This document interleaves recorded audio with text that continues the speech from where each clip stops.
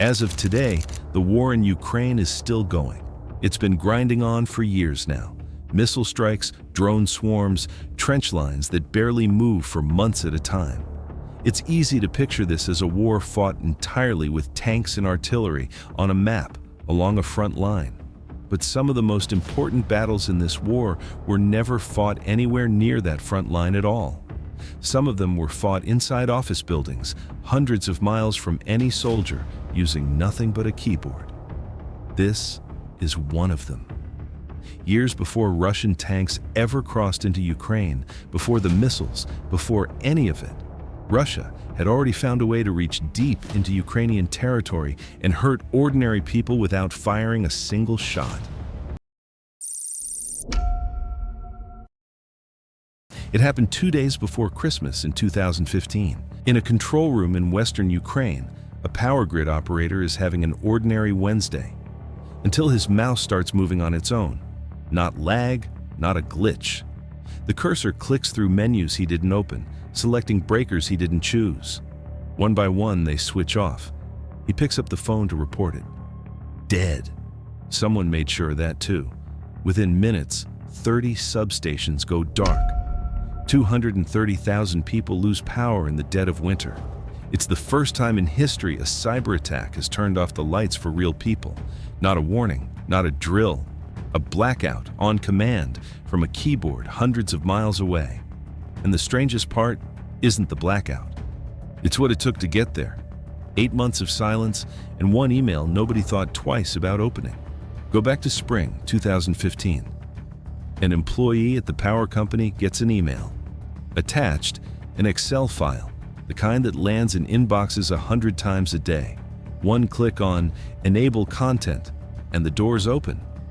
What slips through is black energy, malware that had been quietly evolving for years, from a crude tool for knocking websites offline into something built to live inside critical infrastructure. Nothing dramatic happens next, no alarms, just a quiet program, watching, waiting. For the next 8 months, the attackers do the least cinematic, most important part of any hack. They watch. They move machine to machine, collecting login credentials as they go, finding the spare key, then using it to find every other key in the building. They find the seam every power grid has, the invisible line between the office network and the industrial side that actually controls circuit breakers. And they walk through it using stolen but completely valid logins. No alarms. It just looks like an employee logging in, the way employees do every day.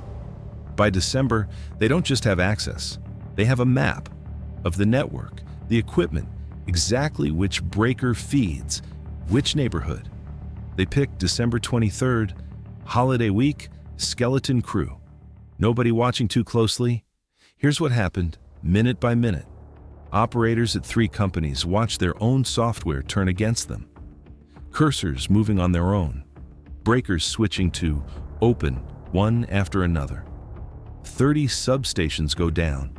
230,000 people lose power. Operators try to switch things back on manually. They can't. They've been locked out of their own systems. And then, the twist nobody saw coming. The phones stop working. Not a side effect, a plan. The attackers flood the call centers with junk traffic, so no customer can report the outage. And they'd even cut power to the phone system's own backup battery. This wasn't flip a switch and see what happens. This was a team that mapped out every way a utility might respond to a crisis and closed off each one in advance. Then, on the way out, they deploy one more tool, malware called Kill Disk, built to corrupt data and slow recovery to a crawl. Start to finish, the actual attack takes about 10 minutes. 10 minutes after 8 months of patience. That's the real shape of modern cyber warfare. Slow and silent, right up until it isn't. So who was behind the keyboard? At first, nobody was sure.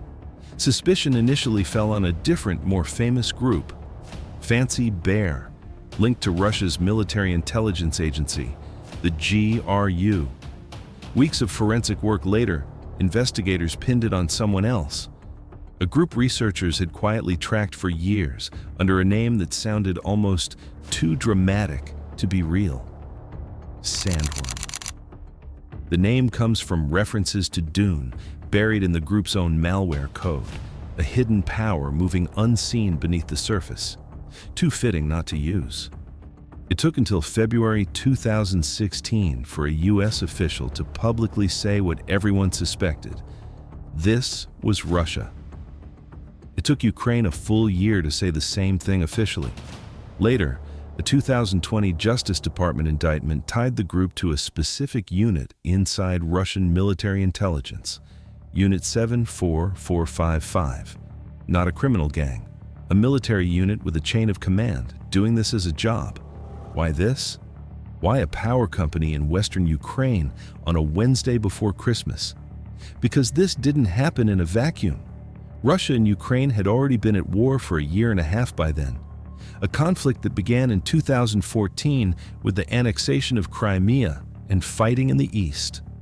Seen that way, this wasn't really a hack.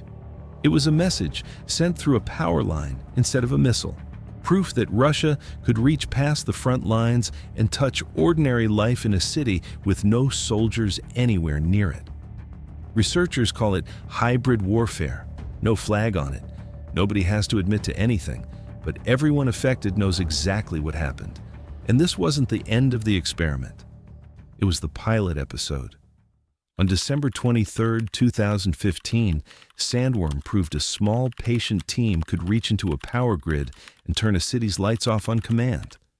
But it took a human clicking through menus by hand over 10 minutes to make it happen. A year later, they wouldn't need a human at all.